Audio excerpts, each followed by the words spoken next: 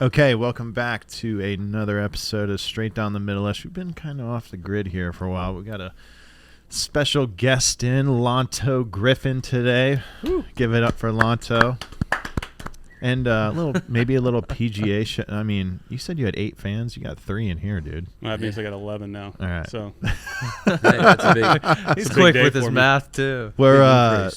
We just got back from the PGA show. Yeah, what a blur! Holy smokes. What a week. I lost my car. There was a lot of stress leading into that thing. Lost or stolen? God. No, you heard it right. Yeah, I lost, misplaced maybe. So the night before the show, just a ton of stress. Right, you've been building up to this for a month, and I had a 14-foot trailer loaded with our entire trade show display, all of our new samples, and I parked it in front of my house, but I was like, my neighbors might get sketchy, call city and have it towed because it's near a fire hydrant or something, whatever.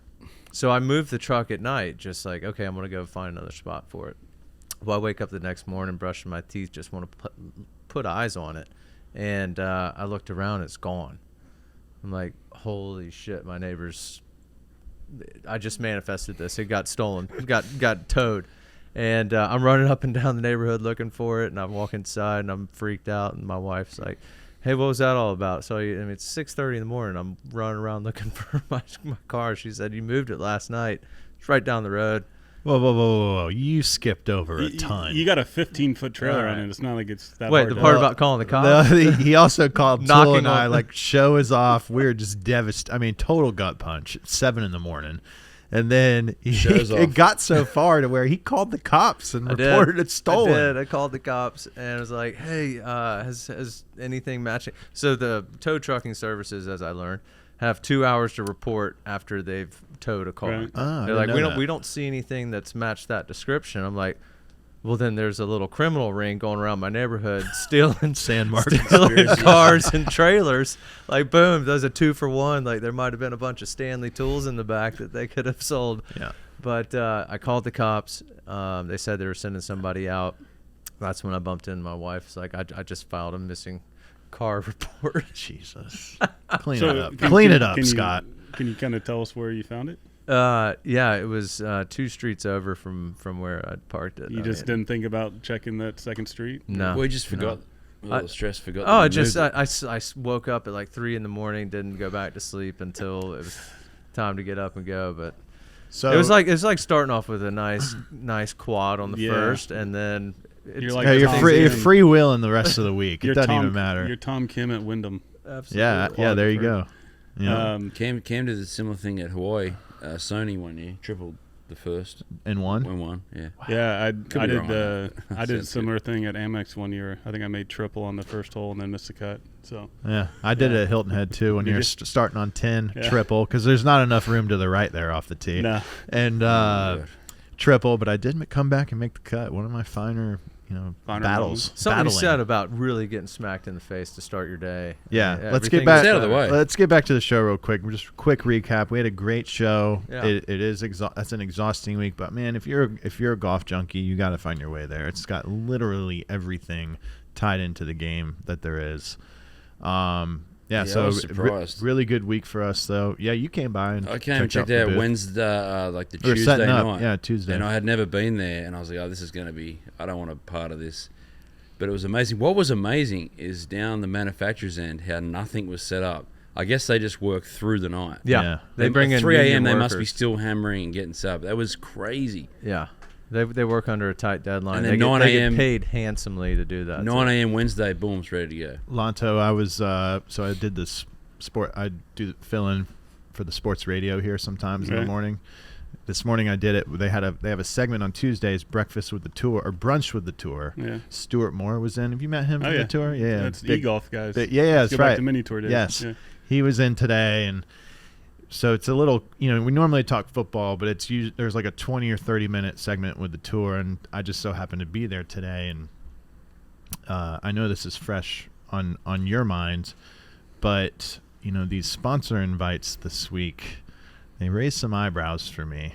I I did see Stuart showed me I guess they just released the pack. Like the were you on that? Yeah, I'm on I the saw pack your list, name on yeah. it. I saw 2 names on there. I was like, wow. How'd Like, you not get the invite? First of all, guys like Lanto, I saw Grayson Murray on there too, and I'm not lumping you two together. No, You're two totally different. But Grayson, You have a voice. He needs to be on. You outspoken, need a not- guy like Grayson on there.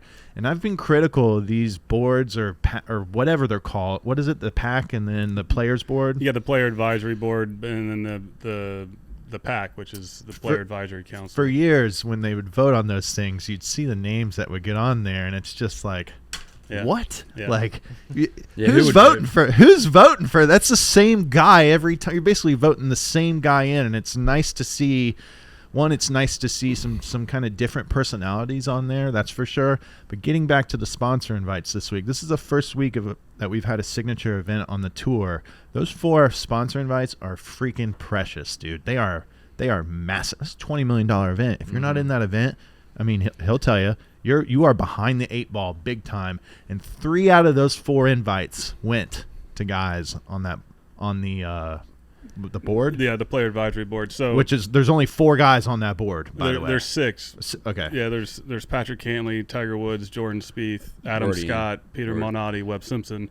3 of the guys didn't have a spot. Yeah, the other 2 are in, and Tiger ain't playing right now. And you could also look at the fact that Jordan Spieth is an AT&T guy, and he's on the board. So, I mean, look, you can make an argument for all 3 of them. Webb, very deserving. Adam Scott, obviously the most. I think that. Sure. I think that. Well, he should get in on looks. Yeah, you're a handsome guy. He should get in on looks alone, Right. Adam. But honestly, we're talking about golf swing, not. I know that. Yeah, but he's a good-looking guy too. and obviously Peter. If you're into that. Peter is incredible with sponsors behind the scenes at tour events. He's been out there. He sports it every year. You can make an argument for him. The thing that's fishy about it that guys can't wrap their minds around is that there's 4 of them. And It and is 3 of them. terrible look. Yep. Terrible look. How did they not see this? Especially when they're under a microscope Look, now. With It's all a the shit that's terrible going look, on. dude. Look, they're not worried about that. They don't care. I know, but That's the whole problem. Yeah. The whole time they don't care. They don't care. And one of the things that I've, in December, I spent probably 2 or 3 weeks trying to get some answers on what's happening with the tour, why the schedule is changing, why eligibility is going down, why the points are higher in signature events, this new acquisition and everything. And it's wild once you start getting some answers, and I don't even know if you call them answers, but opinions from people that know what they're talking about. It's murky at best. And when you see something like this come out, I'll give the benefit of the doubt that all 3 of those guys have an argument to get a spot. But then you look at Gary Woodland. Coming back from brain surgery. One is U.S. Open at Pebble. Brant Snedeker's won the AT&T. You can go down the list of Daniel Berger coming back. He won there a couple years ago. I love Webb to death. I don't see that. Well, I don't see it. Webb is. I do. He won the U.S. Open 12 years ago. But Daniel Berger, like that. Gary Woodland won the U.S. Open 5 years ago on that golf course. At the time when the tour is looking for some personalities, I think Gary Woodland and Daniel Berger would have been. Well, look, it's not the tour. Sorry, AT&T. Look, look at this. I shouldn't blame the tour there. The sponsor exemptions, they don't need high-end players. No. Adam Scott, Webb Simpson, incredible players, but they're not going to bring anything to the event that a Maverick McNeely or Peter Monotti or a rookie would bring, because you got every single top name on tour there. So I think they can if they get in the mix. Well, but if you might get a few more women out there with Adam.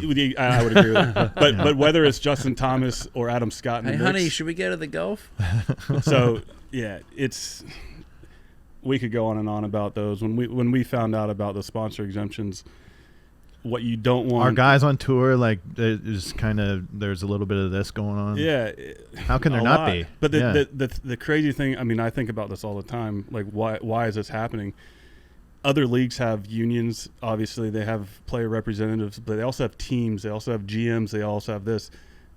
PGA Tour is everybody's their own. Nobody wants distractions. Mm-hmm. It's not like you can throw the distractions on your agent or your caddy.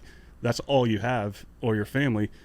if you get into hot water in the media, or if you start answering or raising questions, I mean, you're like a target. You're on an island. And you can ask James Hahn what happened to him 2 years ago. Yeah, that was wild. Where are we going with James? Well, Just James being outspoken. Yeah, he was outspoken, and he was on the player board. And when the whole PIP came, I mean, this is a story that he told me, but basically he was told that the PIP was, it was going to get. We just needed to vote it in. It's already been approved.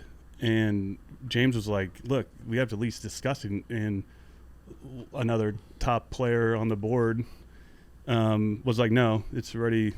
It's already decided. We just need to vote on it. And PIP to me looked like a way to get money to the top names on the tour. Yeah. And in the end, and that was the first little like preventative move that Tour was making against what was like the PGL, or before it became Live.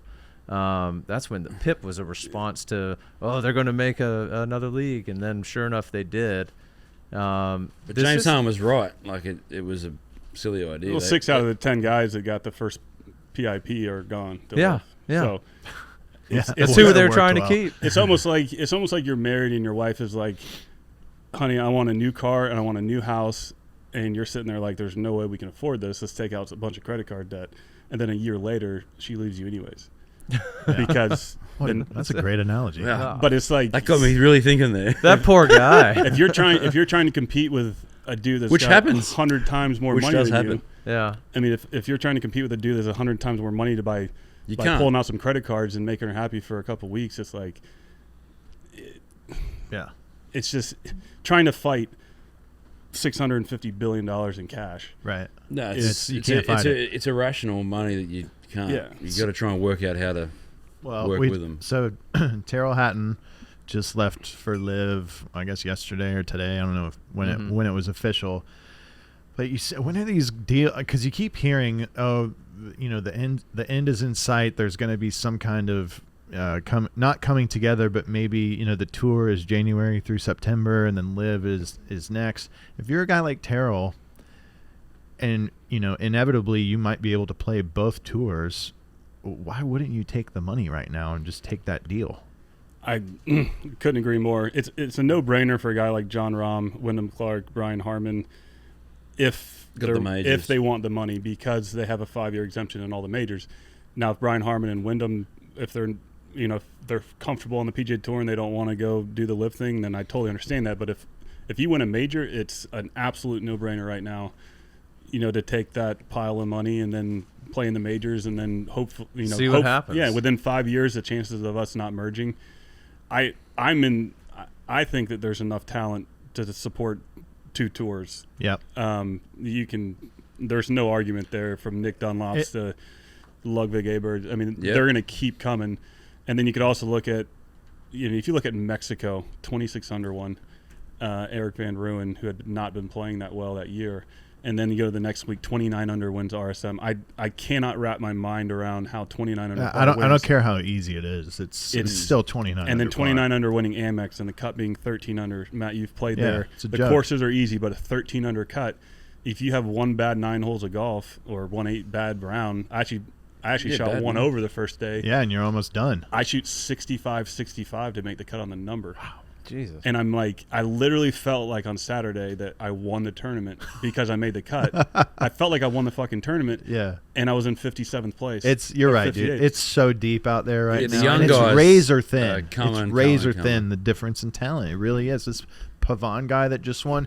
Our first 4 winners on the PGA Tour have all been 100-1 plus odds to start the week. All right, that right there. How did you know that? Another tells thing, you. Another thing, though, that follows you on Twitter. That field at Amex is going to be stronger than the field at Pebble. If you take into account there's 25 to 30 of the top players at Amex, and then you put in there's 156. There's twice as many people, so you could argue that it's harder to win Amex than it is to win Pebble. It's like Augusta. You're see, that's Smaller where fields, that argument but will get lost on a lot of people, but I totally hear what you're saying. I'm not saying that there's better players at Right. Amex, but if there's 25, There's to 30, more bodies. There's more bodies, and everybody's good. And the level of talent is so. I mean, they're all the same for the most part. It's like 150 guys teed up on tour week. 110 of them can win. Yeah, so what you were saying is back in the day, you could basically write the bottom half of the field off. Now, each year as it gets stronger and stronger, the bottom half is getting closer to the top half. Here, I want to. This is a question I wanted to ask Matt and Aaron, since you both played on tour.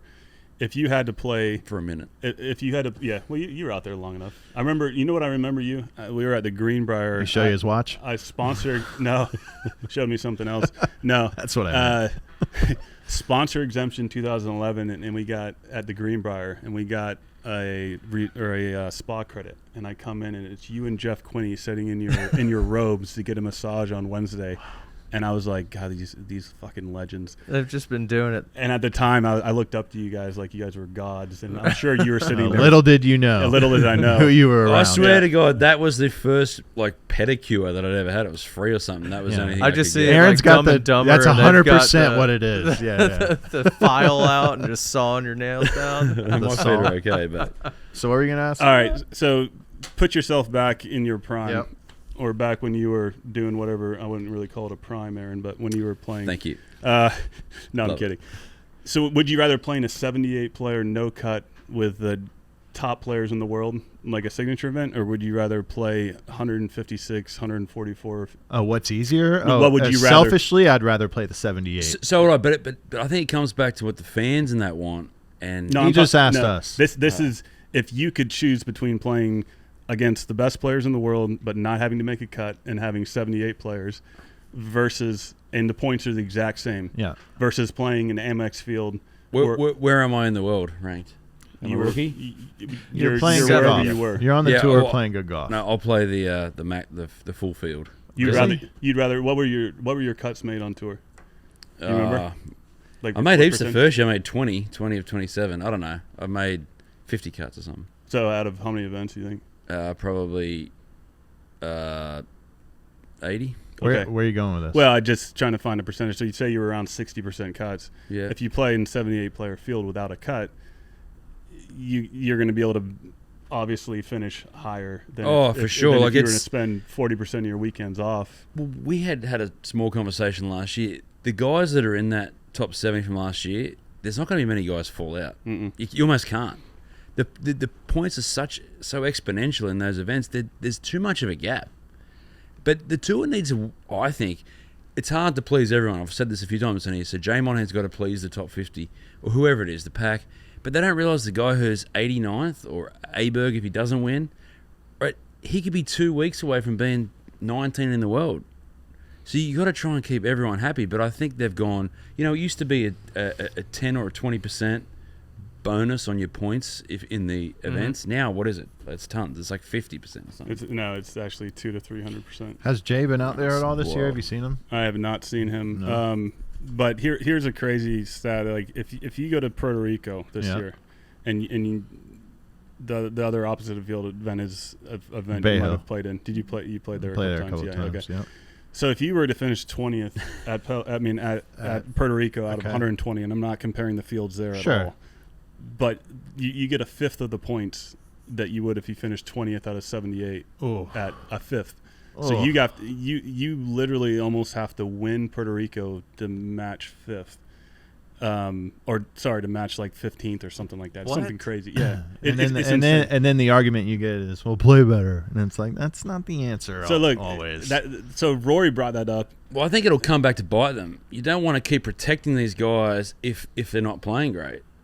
So right now, the top 70 or whoever gets the exemption the whole year, I think it's the top 70, top right? 50, yeah. Top 50, all right. They get in every event. If they're not playing good, like, what happens if they go into a slump and they're just hanging in there because they have, like, 1/7, and that's the equivalent of, third at Honda. Well, it's not Honda anymore.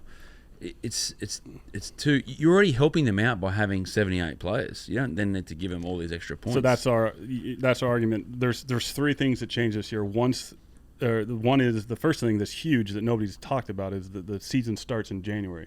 So rookies and the middle, guys on tour don't have 8 tournament cushion to get started before the playoffs. You better get off to a good start or you're screwed right now. That's one huge advantage of the top players because they usually don't play in the fall. And then we obviously have the signature events with no cuts. Top players probably make 85 to 90% of their cuts, so that's not a huge thing.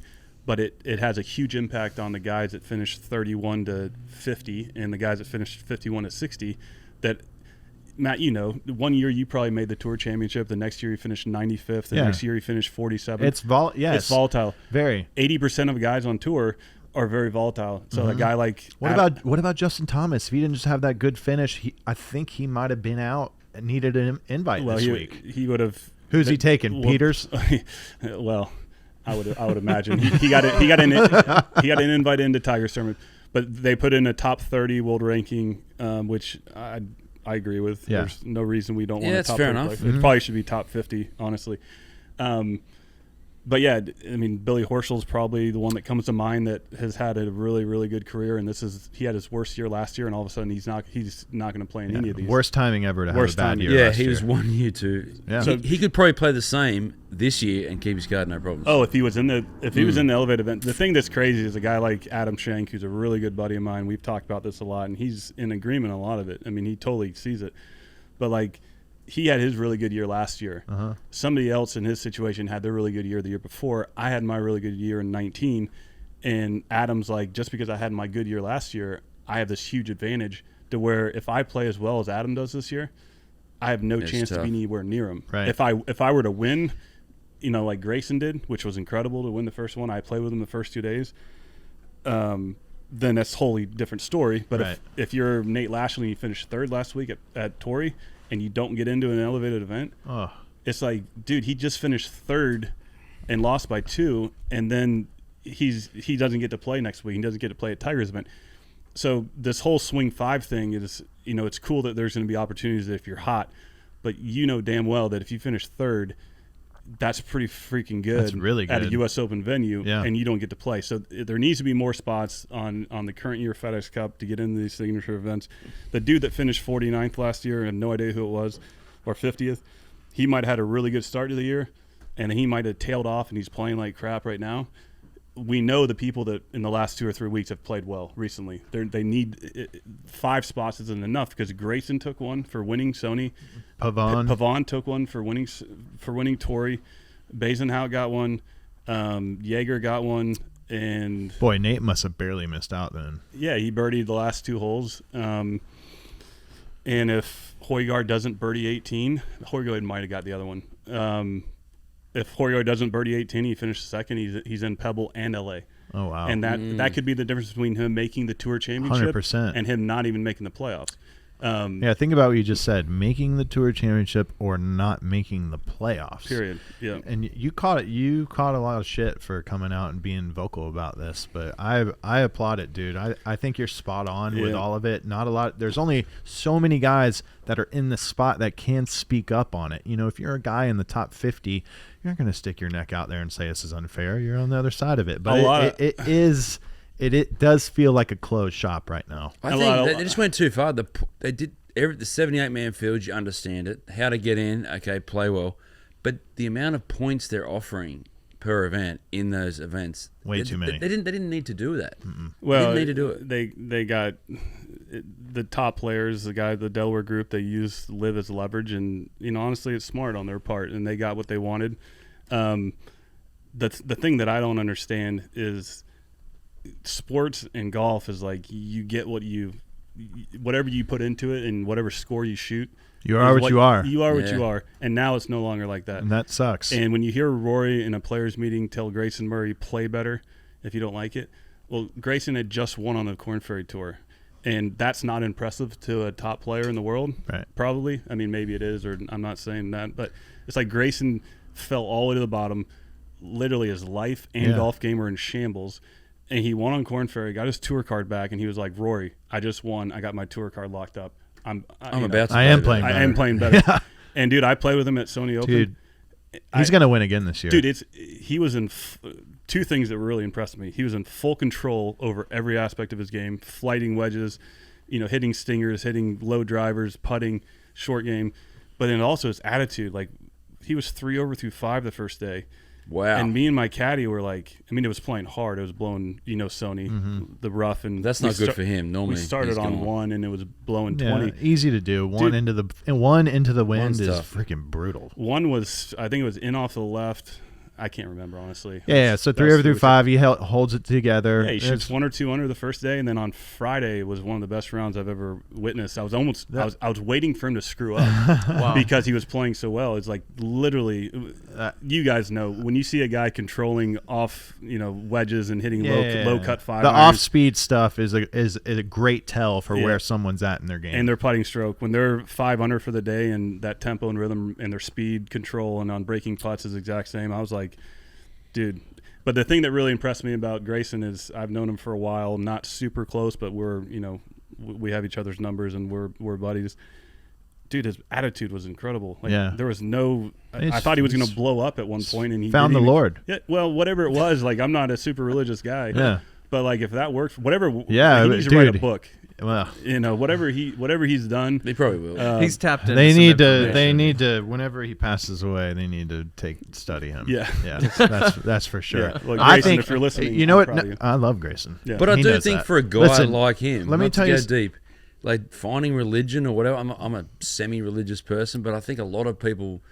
Here we go. It is, but a lot of people need to do it because a lot of these young people are so lost and they're trying to. Oh my God, the world's going to blow up from climate change. I think they just don't have a purpose. I think they need to find some religion. Well, let's get back to his golf game real quick. So him winning at Sony, the most impressive, if we're just going off of his game, period, I've played a ton of golf with Grayson. Okay. He might be one of the best drivers like ever, dude. And Sony kind of takes it out of his hands a little bit. I mean, I know you're hitting drivers there a little bit, but there's a lot of, it's firm, there's dog legs. There's a lot of holes that you don't maybe hit driver. I could see that guy winning again this year, like he's 100%. If he doesn't make the Tour Championship, I'd be shocked. Now, the only thing we can look at on the other side is sometimes when you've fallen off the world and you climb your way back up and then win. Now he's in all the signature events. He's going to be in Augusta and he's top 5. I mean, his expectation sustaining the success is the hardest. And he's getting, I believe he's engaged. He's about to get married. Okay. So red flag. That could be it. Back up. Grayson. Just my wife. Keep your money. Keep your money, Grayson. But there's obviously going to be way more distractions this year. So I hope he does. I hope he does well. And he changed caddies. Like right at the end of last year, he was playing well and had Kip Henley on the bag, which was probably like a great sort of. I didn't realize he had sort of changed his life so drastically. I actually saw him in December at the Member Pro, but he had just gotten rid of Kip Henley, and I thought, wow, that's probably not a good idea. You know who's caddying for now? I was wrong. Yeah, what's her name's son-in-law? Jody Herb's son-in-law, Jay. Super cool guy. Awesome. So he's local, isn't he? Lives here? I think so. He told me. I can't remember what I had for breakfast. Whatever he's caddied doing, for someone in my group right. at Q School. But people are listening. Jody Herb she worked at the tour for 30 years. Players loved her. She was like the mom, and she retired at the end of last year. So I'm sure. I actually, when I heard Grayson won, I was like, I can imagine like Jody sitting at home probably just bawling her eyes out. Yeah. So hopefully Jay bought her daughter something with that $150,000 that he made for carrying a bag for a week. I love a good turnaround story. I mean, I don't think Grayson's story has been told enough. I mean, he wins in a sleepy time on the calendar, and definitely playing in Hawaii. Not many people are watching that with the NFL going through their playoffs. But Matt, you predicted 3 wins for Grayson last time we were in here. So really? So Matt, you've seen this coming. Say this again. So you said Grayson's going to win 3 times this year. Oh well, I know his talent, dude. I've seen it. It's up. I would play practice rounds with him and be like, how in the world are you shooting the scores you shoot, dude? Yeah. He just gets in his own way. 330 down the middle every time, and it's a strong flight. I know there's more to golf than that, but. Yeah, I think if he can keep his head on, he's going to be pretty freaking good. Well, if he can stop driving scooters around Bermuda during tournaments and stuff like that, probably will help as well. We don't need to talk about that. It's in the past. Hey, did you guys hear about the ratings for the NFL playoffs? No. It was like 54 million viewers for that 49ers Detroit game, and the Chiefs Bills game the week before was similar, over 50 million. Yeah. Do you know what like a signature event on the PGA Tour does? 7 million. No, it's around 2 million. 2 million. Really? Yeah, give or take 1.5. We need Taylor Swift. Sunday at Augusta is somewhere in the 12 million range. Wow. So it's one thing that's been like kind of shocking to me is that Liv is giving some of the top players on tour to make them feel like they're worth what the live guys are getting paid. Now that's like monopoly money. Right. So now it's like we want to be paid that on the PGA Tour. Not sustainable. It's not realistic. But it's not, and it's no dig against us. Like, No. But it's just golfers aren't worth $100 million a year. Sorry. It's just You're not. economics 101. Just So when you see add up the numbers. Rahm get $300 million, it's like, good for him. That's incredible. But that's monopoly money. Like, there's no way we can. The viewers aren't there. Yeah, so let's dive into that Ron thing. So he just announced his team. It's the Legion. Is that what they're going to be Legion called? 13. Legion. 13th team. What's the 13th? Oh, okay, Legion 13. They're the 13th team. So they have Terrell, one of the Vincent guys, Sean Vincent? No, Or Kieran. Kieran Vincent. He just got through on the Q Yep, school. I saw that. I wrote a joke about like his financial advisor, if he even has one, is in for a good year because they're obviously a great team. Yeah. They're probably And going to win a then, few times. The third, this is very interesting Fourth. to me. The fourth guy, actually he's third listed, but All right. Caleb Surratt. You've heard of him a little bit. He's out of Tennessee. He's supposed to be this world beater. Yeah. Now this is slowly, there have been plenty of can't miss kids in college that have missed. Plenty. It happens every year, dude. Yeah, like Nick Dunlop. Well, he's not one of them. He didn't miss, but like Norman Zhang.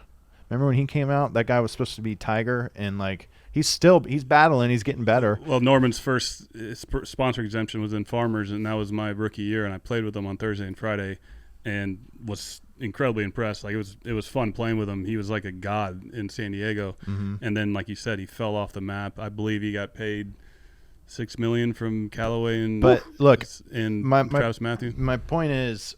Caleb Surratt's a sophomore. My point He's is a these sophomore in kids, they college. haven't proven anything yet, How old is he? dude. 19? They haven't proven a thing yet. Yeah. They haven't.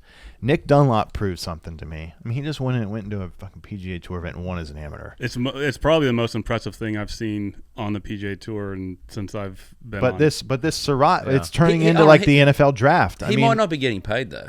He's going to make last places. 120 grand a week. You're Well, now fucking nuts. Now, if you don't there's think going to he's be less getting because money. there's 6 more people. So let's say it's 100 grand. Oh man, how do you survive on 100 grand a week coming out of college? Right. It's But I'm saying hard. it's hanging on it's John not Rahm's like- coattails.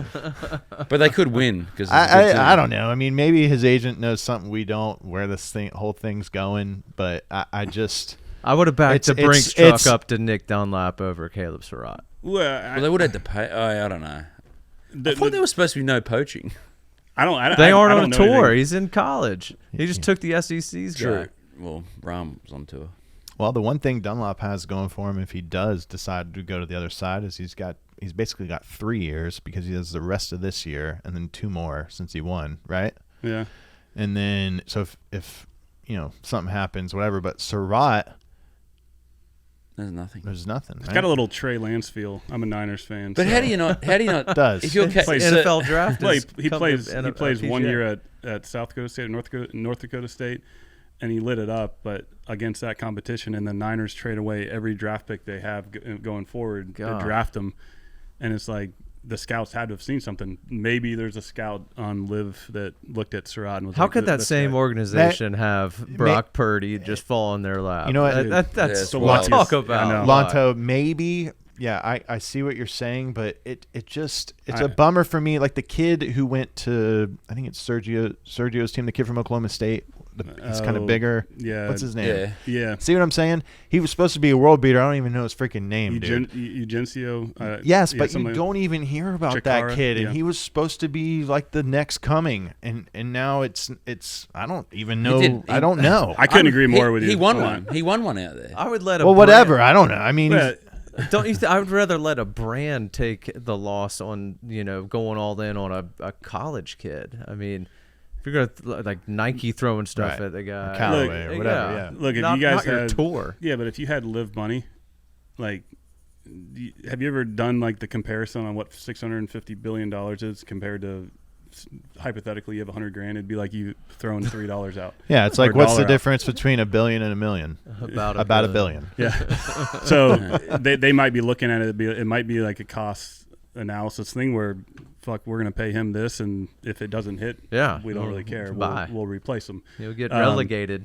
I tell you what, I mean, if you look at a Ludwig or you look at a Nick Dunlop, I mean, we knew they were a good player. I honestly, But they could have gone like They still might. But maybe that's what Liv is trying to like kind of hedge on, is this Surratt guy. If he turns into the next Ludwig and just eats it up, they got a good deal and he's there now versus going PGA Tour U and I don't know. That's just my side on it. But What do you think about the world ranking points for Liv? You think they should get those? in an ideal world, man, it's tough when you have. I love no-cut events. I'm going to be completely honest right now. I've never been more happy showing up to a golf tournament with not having a cut. It's a different feel. Playing 3 days at my age now would be incredible. Yeah. You get 4 days off in between weeks. I just played 3 weeks in a row and literally played 5 golf courses, and we had 2 days. Rough stretch. It's a rough stretch. Yeah. And I mean, I'm not saying that I'm crazy old, but it is a rough stretch. so like the fact that they played soil's 3 soft rounds, too. 3 rounds, no cuts, shotgun start, the same guys every single week. Well, yeah, and you also have a nice little break in between. You got 2 on and then a few off. You're going to new cities. I mean, it's appealing. But on the points, I think they should get some points. I'm not saying it's many. Yeah, But if someone dominates and runs through that, like Taylor Gooch did last year, he should be able to like get to like 50th in the world. You shouldn't get 0 points. So that's what I think. I don't know how many points, but some points. Surprisingly, there's politics involved. Yeah. It's shocking. Do they deserve to get points? Those players, 100%. They are some of the best players in the world. To this, I mean, still, it's weird though. It's like Louis Oosthuizen, or like I'm just thinking of somebody. It's like we don't even see him anymore. like Westwood or Poulter. Yeah, it's like Graham McDowell. But the way you would do it, so now there was 48, now there's 54 guys or something. I don't know. Anyway, There's just no elder statesman yeah, in golf but anymore. you would only give the top 16 points, and then hey, you're only playing 3 days. Let's take another 25% off, and then and they're already out of that range, so their divisor or whatever it would be so low anyway. It just, even if the guy gets like, what did the guy get for winning Tory? I don't know, like 40 points. Even if the guy that wins Liv gets like 12 points, I'd be okay with that, because it's not 0. You can't give 0. I understand everyone's like, oh well, they didn't, the criteria. The official world golf rankings shouldn't be political. It's to rank people against each other, right? Yeah, so right now, Louis Oosthuizen's 77 in the world, right? He's been shafted down there. Maybe he hasn't been shafted. Maybe he would have been that even if he didn't play on tour. But right now, they have some sort of ranking. 107, maybe Poulter's 350. Do it all, right? And get them what they should get, and then maybe take off 25% because they're playing 1 day short. I don't care.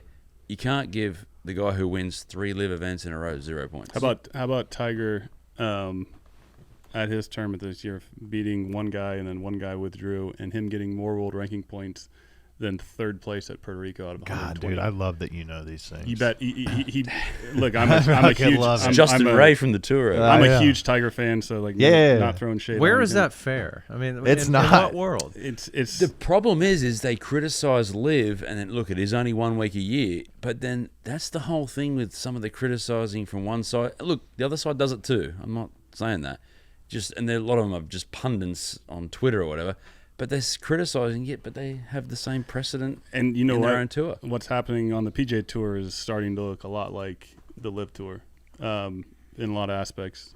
Yeah, how many no-cut events are there this year? There's 8, there's 5. The 3 invitationals, Memorial, Genesis, and Bay Hill are going to have a cut to 50. Arnold Tour Palm, Championship, week before Tour Championships. There's a few. and you got Pebble. the players. Is Pebble a cut? No cut.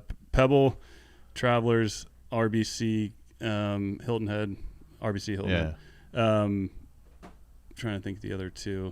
So Bay Hill has a So cut. in order for you to play your way in those events, you have to get in that those 5 player, that little pipeline in between signature events. Yeah, which just basically means you got to win. Yeah, basically got to win or finish Solo second. Yeah. Or I mean, you could finish maybe 3rd and 6th, but I looked at a lot of statistics when I was going through this in December. I was bored. Yeah. Peter Minotti is one example. He's made 49% of his cuts in his career. For him, for argument's sake, let's just say that the signature events have 2 times the points. Yeah. and it's more than that. That's very conservative. Peter's going to have to play in 32 golf tournaments to have the same opportunity at points as somebody that finished 50th or 45th, who he's been on tour with for 12 years. There aren't 32 golf tournaments for Peter to play in. So realistically, he has no opportunity. Granted, he goes out and wins a couple times and gets in them, but if he doesn't get in a signature event, he cannot compete.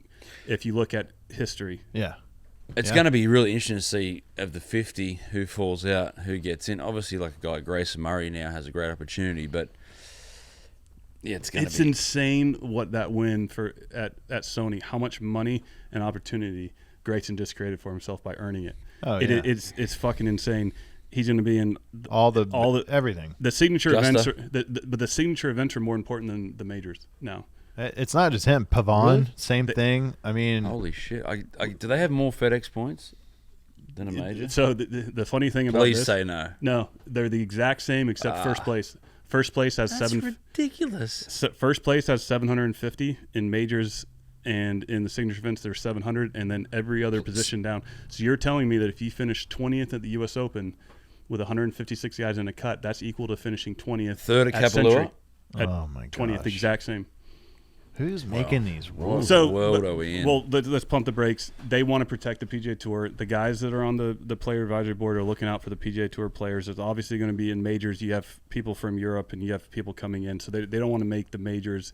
And the PGA Tour doesn't. Be careful what you wish for. But the PGA Tour doesn't own a major, so one of my arguments was this make the players way above any signature event because there's a cut. It's the strongest field in golf. Let's make the players more points than a major and give it a major field. The fact that the players has equal points to the Century with a 60-player field, it's hard for me to wrap my brain around it. Because if you make a cut at TPC Sawgrass against some of the best players in the world and then you finish fifth, that shouldn't be equal to fifth at Century or fifth at Pebble with half the field. Right. I will say, standing on like the 17th at Sawgrass, there's just people everywhere. The history. Look, there's history at Kapalua too, but standing on the 17th at Kapalua, it cannot feel the same. Best view in the world. You're so. But it can't feel also, like the there's same. Like two people out there watching. Yeah, one's your mom, one's your wife. Everyone else is watching the NFL. Your dad honestly, and your brothers. You're are not in the far off drinking. there, dude.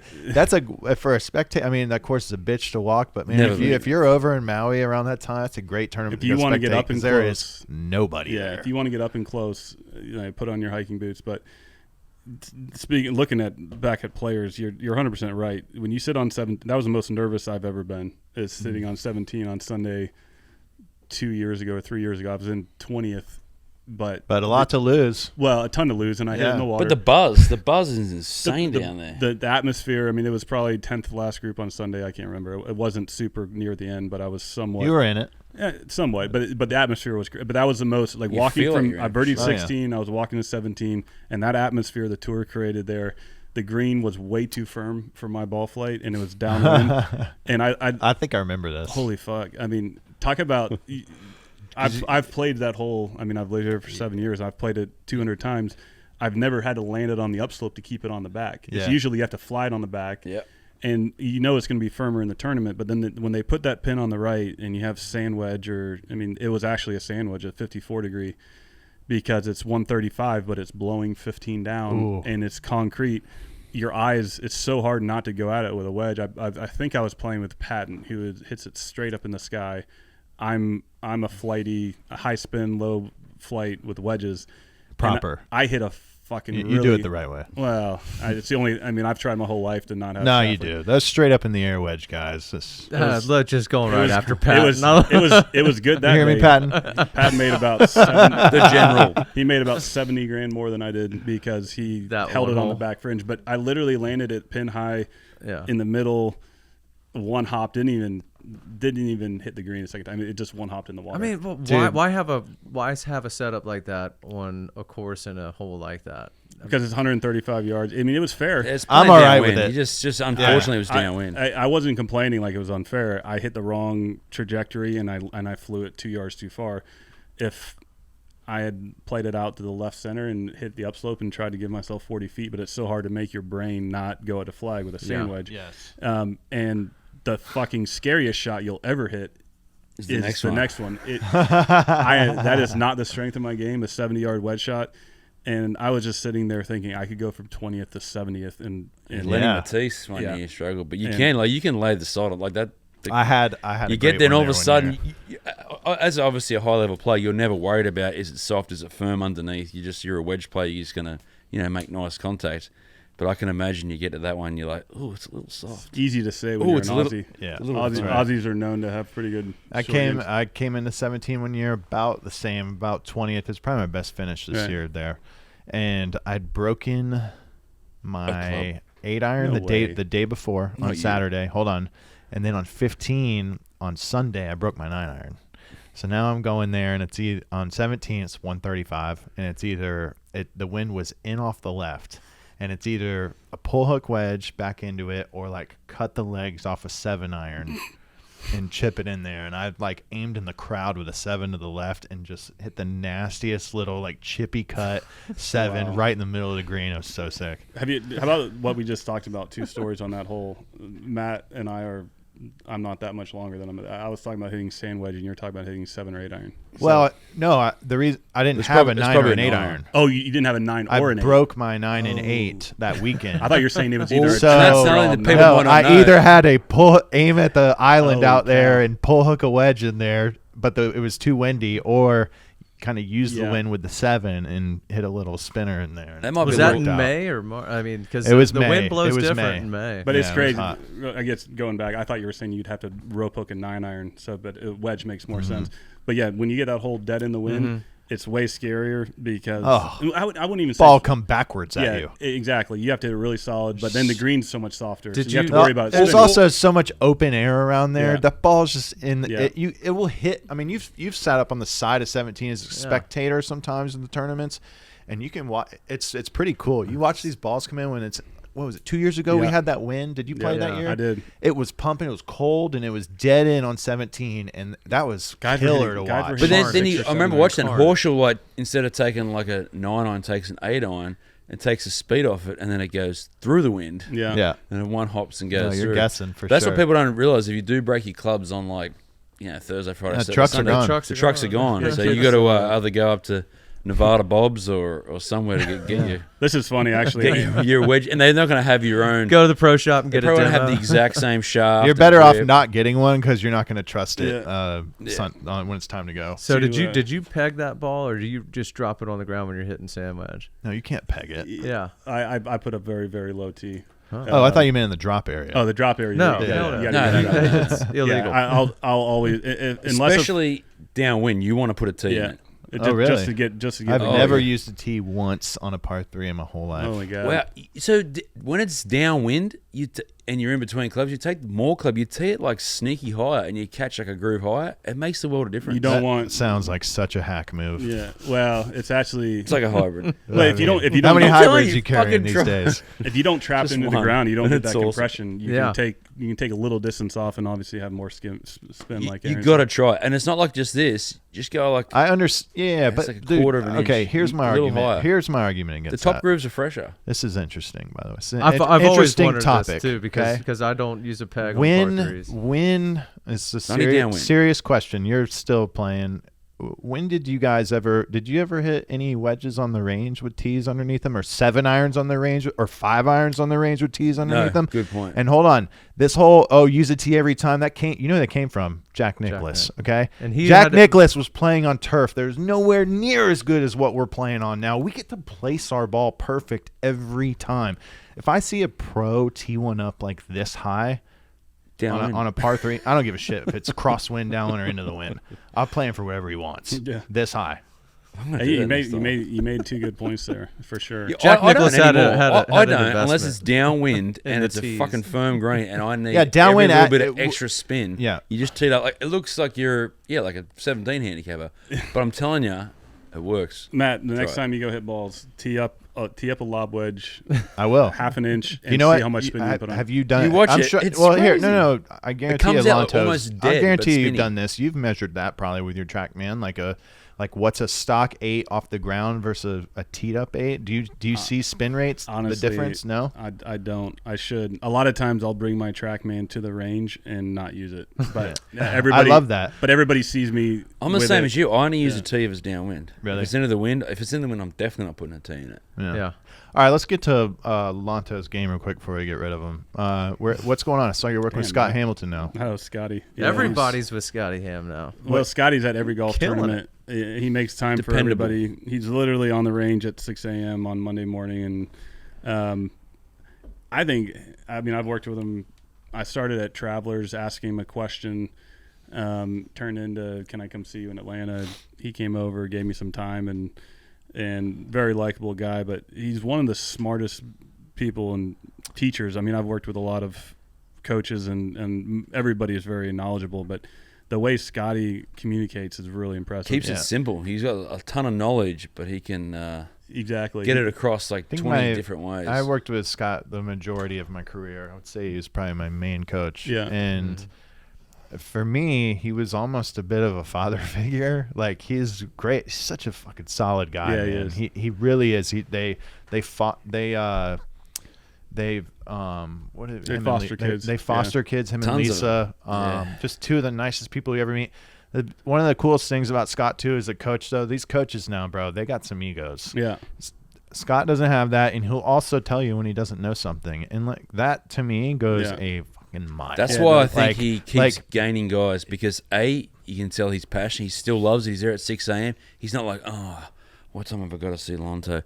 He's like, hey man, like he's into it. He does say that. And he's like, his background is awesome. Like, he's a very loving person. He's crazy smart off the course with investing and all sorts of shit. Like, he's just I've been Yoda. I like the guys he works with too. I mean, Nick Watney. Like, I know he hasn't been playing great, but man, I can't wait for him to come I back. hope he. Speaking has of a that, good week I love Nick. soon. last week at he's the man. Last week at Torrey, and Scotty's like, I'm gonna go walk a couple holes with Nick. I'm like, man, I love Nick. He's such a good dude. He goes, man, he is just such a sweetheart. Yeah. Like, he's calling Nick a sweetheart. Such a sweetheart. The best, the funny. I think the reason I started working with him and was at Travelers. He gave me one tip, and he was like, I want you to just have a wider right arm.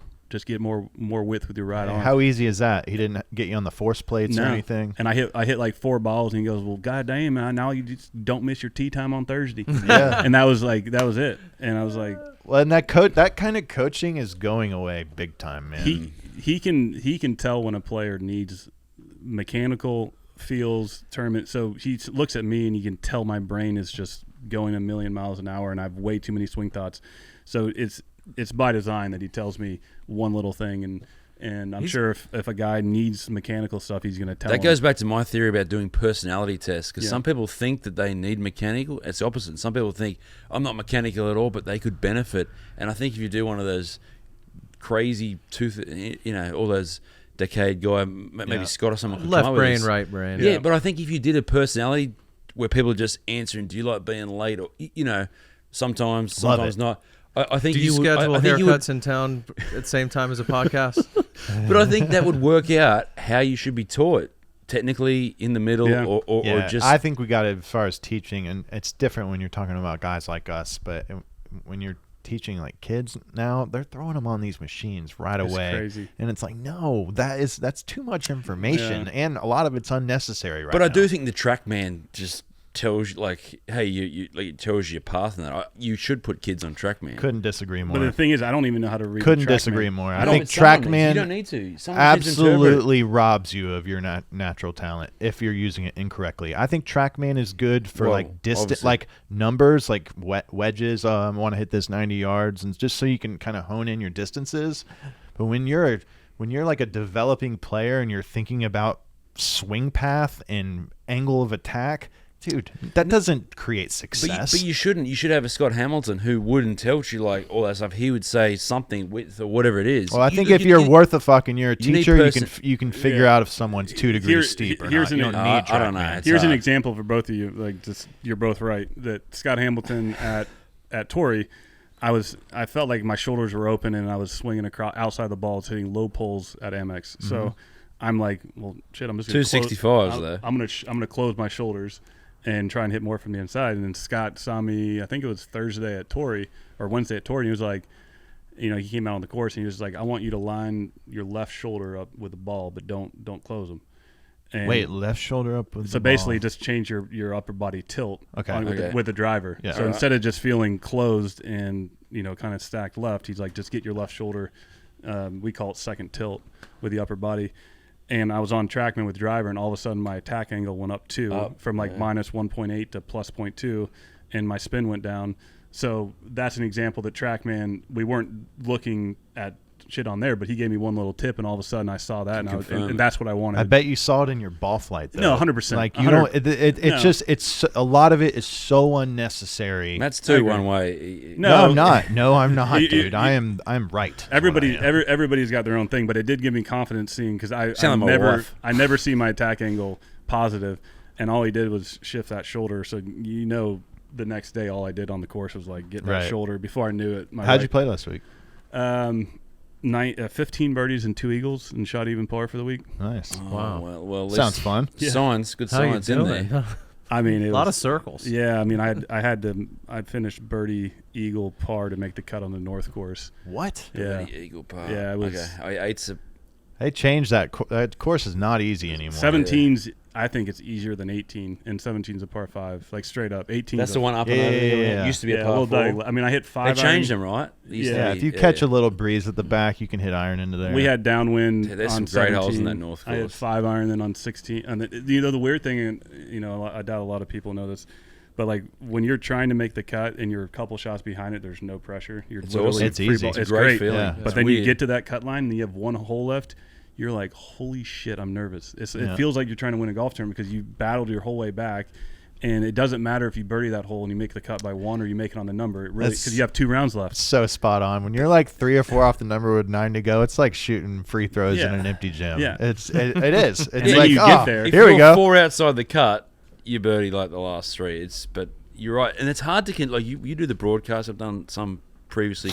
It's hard to try and convey that and have the audience understand it. Yeah. But it is. You're like, this is easy. You just literally look at it, 6 iron, boom, whatever, birdie a par 5, and then you're like, oh fuck, How about I've got where I'm needed to be. Matt? You won Bay Hill twice? Did you win in a playoff ever? Uh-uh. Okay, so imagine how nervous you felt on 18, tied for the lead, with like 2 people a shot behind you and 2 people, a shot behind that in regulation, versus how you'd feel on 18 if it was in a playoff with one other dude. It's like the worst thing that can happen is I'm going to finish second. The worst thing. You're so freed up, but you're still sitting there on 18, tied for the lead, knowing that if I pull this left OB or if I hit in the water, I'm not Make gonna it 7 I'm quick. finishing 7th. Yeah, I'm gonna finish 7th, and that's 200 FedEx Cup points or $400 $1 million. no 3-year exemption, no That- Masters. It's crazy, and obviously we're not thinking that out there. Yeah. But subconsciously you do. It'll Yeah. creep in. It You know the subconsciously. ramifications Exactly. for a poor shot. But playoffs are amazing because They are. You're like, holy shit! The worst thing that can happen is I. Have you finish second. been in one? I'm 2-0 on Corn Ferry Come Tour. on. Yeah. Corn Ferry. How many wins you got on tour? On Houston the, Open. On the PGA Tour, let me see. I have Houston Open. That's it. Okay. Yeah. Well, you're allowed to let me win. count. Hey, you're allowed to win again. Yeah, That's awesome. But no, Corn Ferry Tour. It's amazing, like how nervous you are. Which in 18. ones did you win out there? I won in Nashville. Okay. Made the cut on the number. Nice. First week with my wife, girlfriend at the time. We didn't get married the first week, but the first week we hung out. Yeah. Ended up Imagine that. made the cut on the number, and then shot 62, 68, and had Abe answer in a playoff. And It's amazing what some new wheels would do for you. I told Abe ready. So that locked up Abe's tour card just being in the playoff. So I was like, man, Help a brother out, eh? thank you. Yeah, help me out. That's funny. But dude. the feeling I'll never forget, that 7-iron in walking from 17 to 18 at Nashville Athletic Club is like a little bit uphill. It's kind of like a Memorial Muirfield Village where you just got to walk straight up a hill. Yeah. I couldn't feel my knees and my Really? legs. I couldn't feel I was so nervous. I had made $9,000 on the Corn Ferry Tour in my career. Man. Wow. It was my Holy first shit. year. Dude. And I had made 2 cuts or 3 cuts, and then all of a sudden I'm tied for the lead going to 18, and there's OB right and left, and I'm walking up the hill, and I could not feel, my legs were numb, and it was a out of body, Yeah. just praying to keep it in bounds, and I did, and laid it up, hit it wedged to like 12 feet. To this day, I think it might have been one of the best 12-footers I've ever hit in my life. Slow lipped, high side, but people are like devastated. But what I was thinking was don't 3-putt, because if I 3-putt, I don't lock my card up for next year. So I knew if I 2-putted, the worst case scenario, I'm going to lose in a playoff, Right. and I'm going to have Corn Ferry. That's how I think too. I don't think everyone thinks like that, but Willie, that's interesting. Your friend Willie Wilcox taught me that. He's like, so I was like, there's no way this ball is going to go more than 6 inches by, because if I run this 2 feet by, this will be the most nerve-wracking 2-footer. 2-inch or Have you got a moment like that where like your first time you're about to make money or something? I got it first year. You're a bit of a gambler, First year I won Bay Hill. I had a 4-footer. There was a group behind me. I think it was Adam Scott had a chance to time. Like he was 1 back. Yeah, they would have been. I'm sorry. They would have been 4 straight Australians. He was 2 back. Okay, and I had a putt where if I was going to make it, he would have had to hold it from the fairway. So basically, I would have won if I made this putt. It was 4 feet, and I missed it, and it went by about this far. Your mind is Dude, just you have no idea. You can't help but think about it. You're like, oh my God, punch. this is going to be all over if I 3-wiggle this from 4 feet and piss this thing away. And I actually think I made it dead center. It's actually it was a 50 coin flip if it was. It's going actually there or not. harder to lag a 4-footer than it is a 12-15-footer. Couldn't agree more. Because when you have 4 feet, especially if you pull it. If you pull it, it fucking goes off. But it's mine was just a push. way left. Mine was a push. you know you're supposed to make it, and if it's uphill, obviously it's a lot easier. But if you have a downhill 4-footer, it's really easy to hit it 2 to 2.5 feet by, which normally isn't that big of a deal. Right. When you just missed a putt to win the tournament, it is. Did you have a banking app on your phone where you hit and refresh? Just like, I can't wait to see this thing hit. Dude, But those moments when you know you're going to lock up a year, people, and it's hard, you don't want to over dramatize it, but it is fucking ridiculous. It's like, if I 2-putt this, I've got a whole year, and you know you're a good player, and you know with a year you're good, you're going to get on to it. At that, of course, you're thinking that. So the amount of things that you're trying to block out, but subconsciously you know, it's ridiculous. Well, another angle is like, I loved being at TBC. That was my first year on the Corn Ferry Tour, and I'm like, when I won, I was like, holy shit, I'm going to be able to practice at TBC again next year. Wow. I'll never Like, forget that either. Same. And then when I won in Houston, it was like, I'm a life member. I'm going to be able to play the Island Tour someday. Well, and you're also like always a winner on the PGA Tour. Yeah. I mean, that's pretty cool. It's weird though. It's the journey of getting there and winning is way cooler than actually doing it though. That's Matt, what would you agree? the kids who had, they used to be able to practice at TBC with the Canadian Tour. I was like, that's where you want to be. You want to be on the other end of the range, looking at the tour players, because that's a massive incentive. Yeah. Why'd you make Jacksonville your home? I was working with Todd Anderson. He's the teacher at the Performance Academy. Shout out TA. Yeah, We're familiar. No, TA's a man. He kind of took me under his belt 2013 when he was at Sea Island. So I started working with him there, and I would no way I'd be where I am today without him, especially in golf. He helped me a ton. In 2017, I wanted to get out of Orlando. I got Corn Ferry status, and I was like, go to Jupiter and have nowhere to play, or maybe go to Sea Island. Boy, you are not Sea Island material. No, I'm not. But TA was Sea Island boy. You know, you're gonna have to grow those bangs, dude. I was all. I still am, but I was total. I'm not like a golf nerd, but I did everything I could to make it, like working out and eating healthy and not partying. Like I partied. Like a nerd. I partied. I was like a golf nerd. nerd. It wasn't like I'd watch like reruns of 87 Masters every night. But I was pretty. Not a good Larry one. Mize, that was a good one. Not a good Damn. one for Greg Norman. But anyways, I called TA and I was like, I'm thinking about moving to Jupiter or to maybe up to Sea Island or Jacksonville. Yeah. And he's like, well, I'm not really supposed to tell you, but I just took the job at TBC. At TBC. So I was like, done. So bought a condo. The funny shit is, I couldn't afford to get my first condo was $140,000 in Ponte Vedra, and I couldn't get a loan. Yeah. I had to take a private loan. Bill Ellenbogen back in Blacksburg gave me a private loan. What a guy. Yeah. So it was like $800 a month was my mortgage payment. He gave it to me at like 4.5% private loan, which is Steal. Which is normally they're That apartment's it's now worth 8%. $500,000. hard money's like 8 to 12 normally. But it's crazy that 7 years ago, I couldn't afford basically to buy a 2-bedroom. And TA, he brought Mike Shannon with him too, and Mike Shannon came down. Mike's a legend. You work with him, any? Yeah, Jordan Dempsey's down there. Yeah, I do. I do work with Mike. Mike is one of my favorite guys. He's so much fun to talk to. Do you need any help selling that condo at any stage? You're renting that out, aren't you? We ended up actually to even go further. I couldn't even afford to buy it by myself. So my buddy Oliver, we bought it together, and it was like a vacation rental for him. So we ended up selling it. 2 years ago. But Aaron, the next one's going to you. No, you're good. You're smart. You've done. We've had conversations off air that you like to invest and don't need the money sitting in your bank. You're very smart.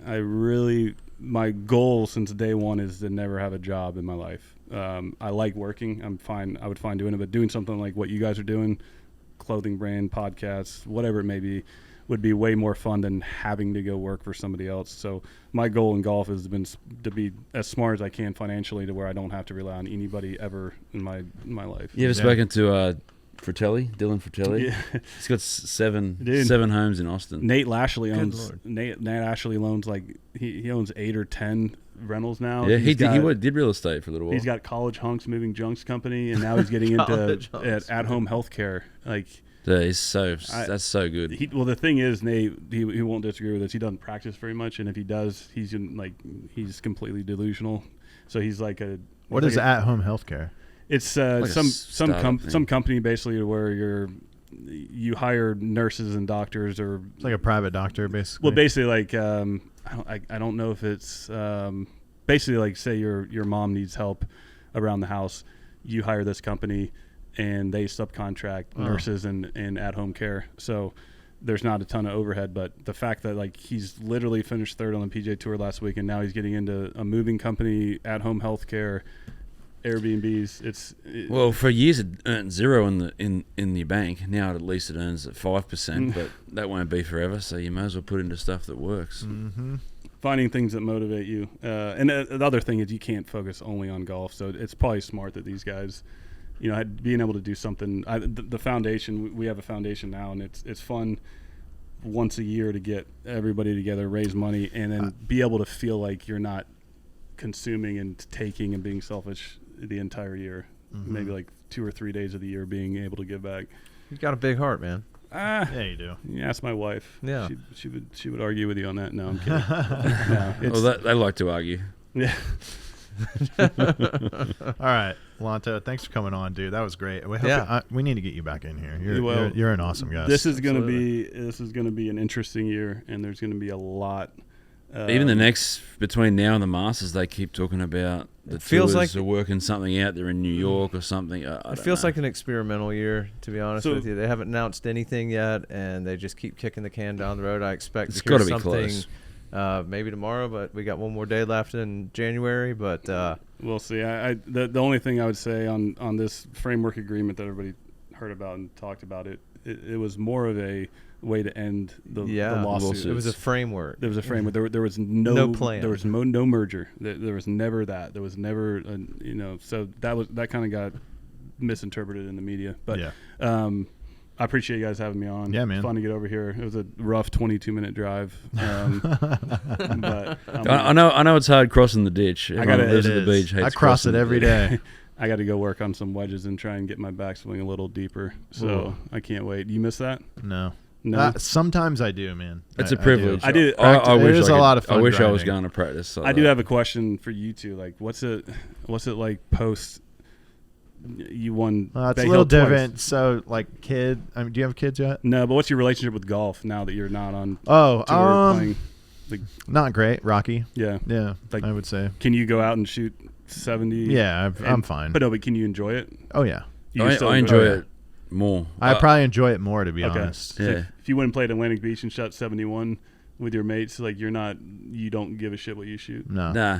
I'll pick up. That's why I sort of played better. I 5 years I haven't played. The first 3 I didn't play much at all. If someone wanted to play and it made sense with real estate to entertain, sure. But a year and a half ago I've started to try and play. Of course I've never played, and that's got me back into it. Every time I check my phone, Aaron's texting me that he just shot 63 somewhere. No. I mean, he worked in a trip by our booth on his way back from Stream Song. Yeah, I did play Stream Song Monday, Tuesday. Stream Song Red is so good. You set the course record over there? No, I shot 70, 69. I did shoot 2 under, 3 under. Nice. In the back. You missed a cut by 7. not a Stream Song. I probably missed by 1. The tour players would probably. It was tough though. The back 9 at Stream Song Red, but the tour players would eat up the front 9 at Stream Song Red. Very cool course though. Cool Crenshaw. Do you feel like you ever lose that eye, the ability to be like, this is what really good players would shoot out here? I mean, you No, you still know. You Yeah, just know like where like the par 5s. There's got to be some defense and. I just walk off the course like, I didn't see that out there Yeah. today. I mean, We need to get that one amateur into every major yes, tournament. as a baseline. Yeah, as a baseline. Yeah, let's As a get rid control, of for 100. control. No, let's get rid of the 4 sponsor invites. Yes. and One just scratch marker. Pull in a scratch guy who thinks he's a scratch, and let's let it rip. Yeah, like the play the Pro-Am at Amex. Probably the best Pro-Am group I've ever had. Really? They were like 3 a scratch. This guy, Phil, might have beat me. Like, if he's listening, I mean, I was all Yeah. over him all day. Is but he I'm left-handed? Like, About 50. I'm Last like, name holy Mickelson. shit, like, how good are you? Yeah. Yeah. But then I started thinking, like, what would he shoot in this? I mean, he's probably mid-60s, but I was like, what would he shoot in the tournament? And I really want to know. Things change under the gun. Yeah, exactly. Yeah. Like That's- those so I 4-footers said start as he- mattering more. The next one matters. Taking correct drops. I how mean, there's about- a bunch of Yeah. stuff. How about a rules official coming up and being like, you're on the clock? Yeah. And not knowing how to use the yardage book and not being able to use the rangefinder. Obviously, you'd get used to that. But it would be fun to see a really good player at a club play. I think it'd be great. It would be great entertainment. Mhm. But your words there are exactly right. So people, I play well for 2 days, and they go, "Oh, you should go back and try." And I am going to maybe play an event, Rod Perry's event at Crane Lakes next month. Oh. But just as something to do. Hot Rod Perry, man. I'll go down there But people with you. go, you play as well. I said, yeah, I did. I played. I compressed it. But it's a different story when the gun goes off. When they go now on the tee, even if I was to, hey, Aaron, we got a sponsor's invite to Harbour Town. Even if I was playing also, I guarantee you I'd shoot 77, 76. Because it's completely different when they announce your name and you're like, people are watching you and Things start to tighten up. Oh, you start thinking about, if I fucking hit a terrible shot, how am I going to feel? People, you actually worried about how you're going to feel. Yeah. And you don't realize And it all that. changes once you start. How many times have you built played, all that energy? How many times have you played a practice round and there been a hole that's semi-hard? There might be OB 20 yards left of the fairway and you don't even think twice about it. Yeah. It might be the first hole. 10 at Harbortown. Great Yeah. example. That OB's So far right. So far right. You but then can't there's hit water. it OB. You can't double cross it, though. And that range is 20 feet. I mean, you're literally hitting balls 20 yards from where you're going to tee it up. Yeah. And there's people lined all the way down the right to where you definitely can't hit a push draw. Yeah. Obviously. It's a cutter's hole for sure. Yeah, but Goes to the left, but it's definitely favors a fade off the tee. you'd be surprised how many people like that tee shot's way easier on a Tuesday or Wednesday than it is on Sure. on Thursday first tee shot. Now if it's number 10, it's not that bad. But walking from that range right over there 20 yards and having to just hit it on planet Earth is harder than it looks. And now granted we do it 95% of the time, but the average fan, maybe it's just me, but it feels like it's Matt too. But the average fan doesn't. They just think we're going to walk up and we're just so good. We're just going to look down there and just hit it down the middle. It's so fucking wrong. Like our mind, I'm literally like, just get the first tee shot in play.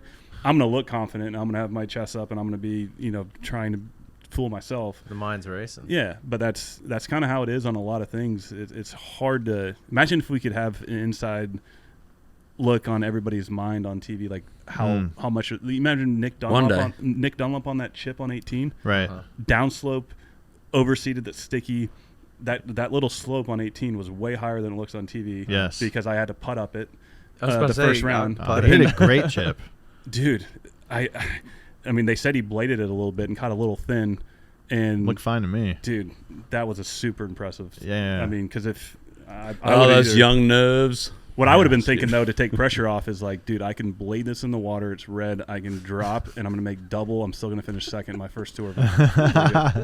Like there wasn't that much pressure. If it was yellow, I would have putted it 30 feet short. Similar tee shot, dude. We already said bye like 10 minutes ago. Anyways, similar tee shot on 18 that This Nick is had for our that special subscribers. you had when you won. Yeah. All day to the right. You just can't go left, and Yeah. he did it. He got so far out in front of that drive. I told my caddy, it's so funny when we had to take a shuttle in Houston from 17 Yeah. to 1, and the only thing in my mind was 17 to 18. 17 to 18. Yeah. The only thing in my mind was Augusta. I was like, if I par this hole, I'm in Augusta. Granted, Mark Hubbard doesn't make birdie, but it was the hardest hole in the PGA Tour that year. It's 480, That dead hole's in brute. the wind. And I get on the tee, and I'm like, I asked my caddy, I'm like, do we have to worry about anybody else other than Mark? I hadn't seen a board, and he was like, as long as Scotty doesn't make this birdie putt, which we could see from a mile away, no. So I'm like, all right, I got to 1-shot or 2-shot cushion on second. Yeah. So the goal was to make par, hardest hole on the PGA Tour that year, including majors. So I'm like, we're talking about our target. I'm like, just inside the fairway bunker, like picked out a tree that was like 5 yards in front, which means there's 25 yards. I'm talking like that, but Your I'm target's aiming right the middle of the fucking bunker. middle of the bunker, and maybe the right center of it, because You're trying to trick yourself. Yeah, you're trying to trick yourself to make yourself sound like you're. It's almost like when you're the opposite, when the pin's tucked and you're telling your caddy, I'm going to play two flags left with a lob wedge. You're still going to go at it, even though you're telling them. But I blocked it, quote unquote blocked. I hit it dead straight and I hit it dead out of the middle, and it was one of the best drives. But I flew the bunker. Yeah, it was perfect. Yeah, and I had a jumper lie from 200, and I hit 9-iron into the wind. Jeez. But it was that. Wow. But no, it was that Bermuda. In October, and it was Hawaii, Bermuda. Yes, it was sitting at the bottom. It was like the turbo jumper, to where if I just land on the front edge, knuckleball. the front edge is 165, 170. As long as I cover the front edge, it's going to get to the back. So it was actually a really good break beating the rough, because if you're in the fairway, dead in the wind, hitting a 7, 6, 5-iron, that's way harder than hitting a jumper 9-iron. But Good stuff. anyway. Go All right. practice. Yeah, I need to. All right, bro. Thanks, All Lanto. right, Thanks for coming on. Cheers. Man. See you guys.